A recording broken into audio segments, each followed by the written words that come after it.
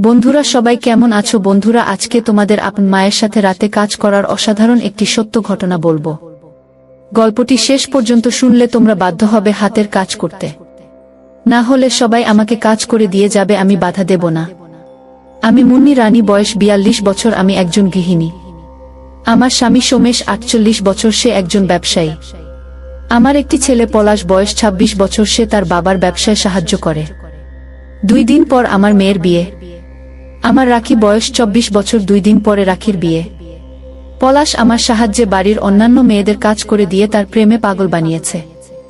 যখন আমার ছেলের বিয়ে ঠিক হয়ে গেছে, তখন মেয়ের বিয়ের জন্য বাড়িতে অনেক আত্মীয় স্বজন এসেছিল, তাই থাকার জায়গার কমতে পারে, যার জন্য আমাকে আর পলাশকে স্টোর রুমে ঘুমাতে হয়। আমি এতই সতী ছিলাম যে আমি বিয়ের পর কোনো পুরুষের দিকে ভালোভাবে তাকাইনি। আর এখন আমি পলাশের প্রেমে পাগল। আসলে মানুষ ঠিকই বলে যে কার জীবনে কখন কি ঘটে কেউ তা বলতে পারে না। ঠিক তেমনি আমার জীবনে ও তাই হয়েছে।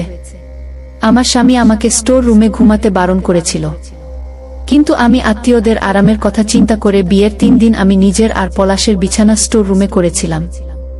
আর এই 3 দিনই আমার জীবনকে বদলে দিয়েছিল। স্টোর রুম মানে এই নয় যে সেটা খুব নোংরা ছিল, বরং পরিষ্কারই ছিল, তবে বাড়ির অতিরিক্ত কিছু জিনিস সেখানে ছিল। আর ছিল একটা বিছানা। প্রথম দিন যখন আমি ওলাশকে স্টোর রুমে ঘুমানোর কথা বললাম, তখন সে আমাকে রাগ দেখালো, কিন্তু কিছুক্ষণ পর সে রাজি হয়ে গেল। তার রুমটা নিচ তলায় ছিল। আমার ছেলের রুমে নিচের তলায় আমার 2 মেয়ে একসাথে থাকত। পলাশের রুমটা দারুণ ছিল, যেখানে আজ আত্মীয়রা ছিল, আর আমার রুমে ছিল আমার ননন্দ আর তার পরিবার। আর বাড়ির অন্যান্য জায়গায় অন্য আত্মীয়রা থাকল। বাড়ির সব কাজ শেষ হতে হতে রাত হয়ে গেল। পলাশ রাত 12টা আগেই স্টোর রুমে গিয়ে শুয়ে পড়েছিল। তাই আমি স্টোর রুমে এসে রুমের দরজা ভেতর থেকে বন্ধ করে দিলাম। একটা সিঙ্গেল বেড ছিল, তাই জায়গা কম, তার জন্য আমি পলাশকে ডাকলাম, কিন্তু সে সাড়া দিল না। তাই আমিও শুয়ে পড়লাম। আমি এমন ভাবে শুইলাম যে পলাশের শরীরের সাথে আমার শরীর লেগে গেল, আর আমার মাথা ছিল তার বুকে। আমি লাইট অফ করে ঘুমানোর চেষ্টা করলাম। বিয়ে বাড়িতে অনেক কাজ ছিল তো, তাই আমি অনেক ক্লান্ত ছিলাম, আর এই জন্য আমি কখন ঘুমিয়ে পড়ি তা জানি না। কিন্তু হঠাৎ ব্যথায় আমার ঘুম ভেঙে গেল, আর আমার মুখ থেকে চিৎকার বেরোবে ঠিক তখনই কেউ একজন আমার মুখ চেপে ধরল। তাই আমার মুখ থেকে আর চিৎকার বেরোলো না। তাই আমি তার হাত থেকে বাঁচার জন্য ছটফট করছিলাম, তাকে ঠেলে দেওয়ার চেষ্টা করছিলাম, কিন্তু কিছুই করতে পারছিলাম না, কারণ আমার উপরে যে ছিল সে অনেক শক্তিশালী ছিল। ঠিক তখনই পলাশ বলে উঠল, মা হয়ে গেছে, মা পুরোটাই নেমেছে। আমি আরো বেশি ছটফট করতে লাগলাম, কারণ আমার নিজের ছেলে আমাকে কাজ করে দিচ্ছে। তার মধ্যে কোনো ভয় ছিল যে এটা একটা বিয়ের বাড়ি। আমি তার থেকে পরিত্রাণ পাওয়ার জন্য আর কিছু বলার জন্য অনেক চেষ্টা করলাম, কিন্তু সে পুরো রাক্ষস হয়ে গিয়েছিল। ব্যথায় আমার চোখ দিয়ে পানি বের হতে লাগলো, কিন্তু আমি কিছুই করতে পারছিলাম না। এখন আমারও ব্যথা কমে গিয়েছিল, তাই আমি পলাশকে ইশারায় মুখ থেকে হাত সরাতে বললাম। তখন সে বলল, আমি হাত সরানোর পর যদি তুমি চিৎকার করো তবে তোমার ইজ্জত যাবে। তাই আমি তোমার মুখ থেকে হাত সরাবো, তুমি চিৎকার না করে চুপচাপ কাজ করিয়ে নাও। মুখ থেকে হাত সরাতেই প্রথমে আমি জোরে জোরে নিঃশ্বাস নিলাম। তারপর তাকে আমার উপর থেকে সরানোর চেষ্টা করতে করতে ধীরে ধীরে বললাম, পলাশ ছাড় আমাকে, আমি তোর মা। এসব বলতে বলতে তাকে ছড়ানোর জন্য আমি তাকে ধাক্কা দিতে লাগলাম। এতে পলাশ রেগে গিয়ে আমার চুল ধরে বলল, যা হওয়ার তা হয়ে গেছে, একটু পর শুধু মজা আর মজা। এবারও সে আমার মুখ বন্ধ করে দিল। এতে আমি তার নিচে পানির মাছের মতো ছটফট করছি। এভাবে কিছুক্ষণ পর ক্লান্ত হয়ে সে শান্ত হলো। সে সময় আমি তাকে আমার থেকে আলাদা করার চেষ্টা করলাম, কিন্তু পারলাম না।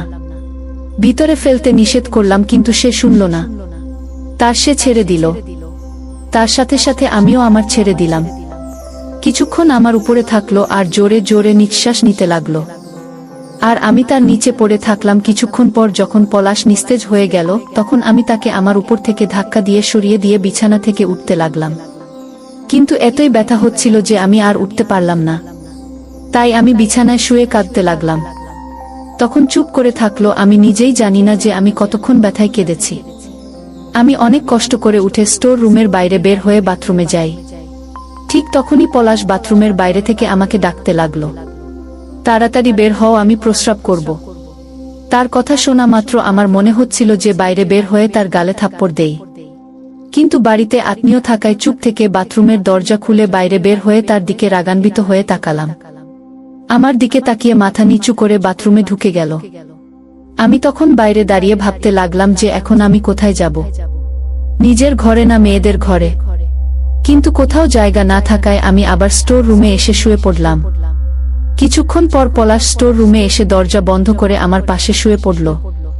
সে আমাকে কাছে টেনে ধরল, এতে আমি রাগে তার গালে একটা থাপ্পড় দিলাম আর বললাম, কুত্তা হারামজাদা, তোর লজ্জা করল না?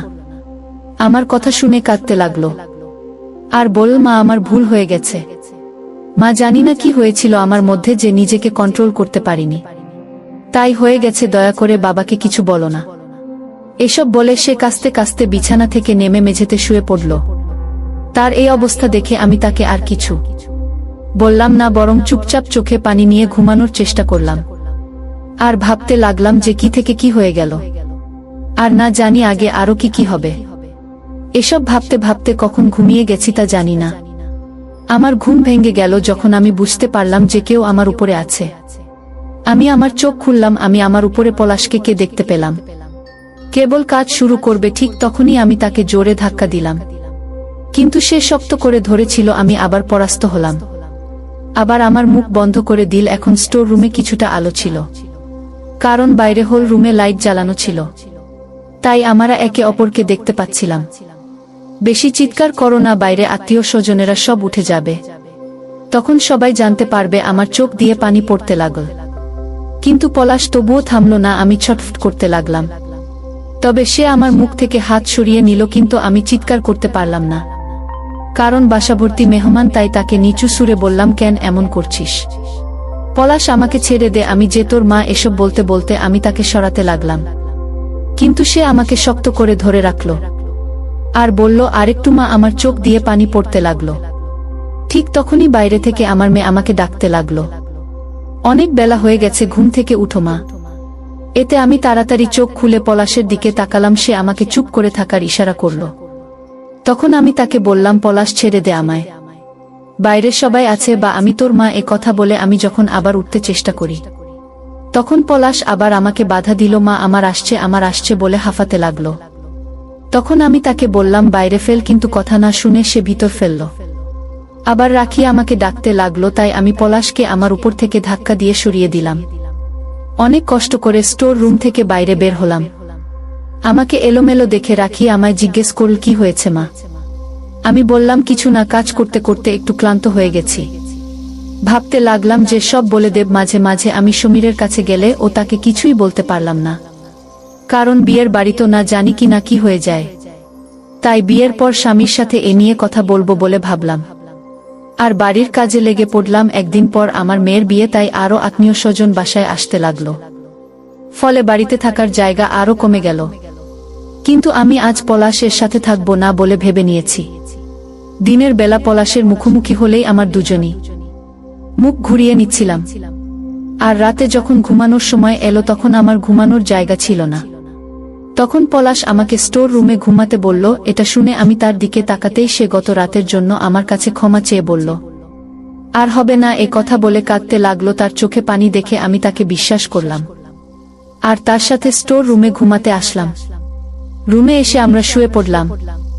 আমরা একে অপরের সাথে কথা বলছিলাম না, আর না চাইতেও বারবার আমার সকালের কথা মনে পড়ছিল। ঘুমানোর চেষ্টা করলাম, প্রায় ঘুমিয়ে গিয়েছিলাম, কিন্তু পলাশের জন্য তা আর হলো না। তার শক্তির সাথে আমি এবারও পারলাম না। আমি তাকে হাত জোট করে আমাকে ছেড়ে দেওয়ার জন্য বললাম, কিন্তু সে না, আমার কথা শুনল না, আমাকে আবার করে ছাড়ল। আমরা দুজনেই জোরে জোরে নিঃশ্বাস নিতে লাগলাম। আমার চোখ দিয়ে পানি পড়তে লাগলো, কিন্তু এতে পলাশের কিছু যায় আসে না। আমি কাঁদতে কাঁদতে ঘুমিয়ে পড়লাম। আমি একটা জীবন্ত লাশের মতো সব সহ্য করে নিচ্ছি। বাথরুমে গিয়ে আমি কাঁদতে লাগলাম, কারণ আমি কিছুই করতে পারছিলাম না। সারাদিন কাজের মধ্যেই গেল। রাতে পার্টি সেন্টারে বিয়ের জন্য দুই পরিবার এক হলাম। শুরু হয়ে গেল। হঠাৎ আমার একটা জিনিসের জন্য বাসায় যাওয়ার প্রয়োজন হলো, কিন্তু আমি রাত 1টার সময় অন্য কারো সাথে যাওয়া নিরাপদ মনে করলাম না, তাই আমি পলাশকে নিয়ে গেলাম। বাসায় শুধু বয়স্করা ছিল আর বাকিরা সবাই ছিল পার্টি সেন্টারে। যখন আমি আমার ঘরে জিনিস নিতে আসলাম ঠিক তখনই পলাশ আমার ঘরে ঢুকে দরজা বন্ধ করে দিল। এটা দেখে আমি বললাম, পলাশ, কি দরজা বন্ধ করছিস কেন? আমি তার মতলব বুঝে গিয়েছিলাম। তাড়াতাড়ি আসো, আমাদের পার্টি সেন্টারে যেতে হবে। আমি ঘর থেকে বেরিয়ে যেতে লাগলাম ঠিক তখনই পলাশ তার মোবাইল বের করে আমাকে একটা ভিডিও দেখাতে লাগলো, যেখানে সে আমাকে কাজ করে দিচ্ছে। এটা দেখে আমি খুব ভয় পেয়ে গেলাম। তখন সে আমাকে বলল, উপরে আসো, না হলে এই ভিডিওটা আমি বাবাকে পাঠিয়ে দেব। তার এ কথা শুনে আমার ভয় আরো বেড়ে গেল। সে আবার বলল, তাড়াতাড়ি আসো মা, আমাদের আবার যেতে হবে। তার কথা শুনে আমি কাঁদতে লাগলাম আর বললাম, আমি তোর মা হই। পলাশ বললাম, না, এটা কোনো সম্পর্ক বোঝে না। দেরি না করে তাড়াতাড়ি আসো, না হলে আমি এখনই বাবাকে এই ভিডিওটা পাঠিয়ে দিচ্ছি। আমি তার কথা শুনে আস্তে আস্তে তার পাশে বসলাম। সে উপরে বসতে বলল। আমার চোখ দিয়ে তখন পানি বের হতে লাগলো, কিন্তু আমার কিছু করার ছিল না। তখন পলাশ বলল, তুমি একটু একটু নাচো। তার একটা শুনে আমি তার গালে একটা জোরে থাপ্পড় দিলাম। তখন সে হাসতে হাসতে বলল, যত দেরি করবে ততই আমাদের যেতে দেরি হবে। আমি আবার বললাম, কিছু তো লজ্জা থাকার দরকার তোর। আমি তোর মা, আজ তোর বোনের বিয়ে। সে আমার কোনো কথাই শুনল না। তুমি যে কত সুন্দর তা তুমি নিজেই জানো না। তোমার এই সৌন্দর্যের জন্য আমি বাধ্য হয়েছি।